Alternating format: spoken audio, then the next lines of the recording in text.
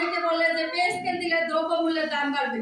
আসলে কি দ্রব্যমূল্যের দাম এই বছরে যদি 50% দেয় এবারও বাড়বে, পরবর্তী বছরে যদি 50% দেয় আবারও বাড়বে। তাই ধাপে ধাপে তো দ্রব্যমূল্যের দাম বাড়তেই থাকবে, যা যেটা বাড়ার একবারেই বাড়বে। আমাদের এজন্য একবারে 100% পে স্কেল বাস্তবায়নের জন্য আমরা সরকারের কাছে জোর দাবি জানাচ্ছি। সেই সাথে সরকার মহোদয়কে ধন্যবাদ জানাচ্ছি যাতে আমাদের পে স্কেলটা 100% বাস্তবায়ন হয় এবং আমাদের যা 11 থেকে 20 গ্রেডের কর্মচারীদের জন্য রেশন ভাতা চালু হয়।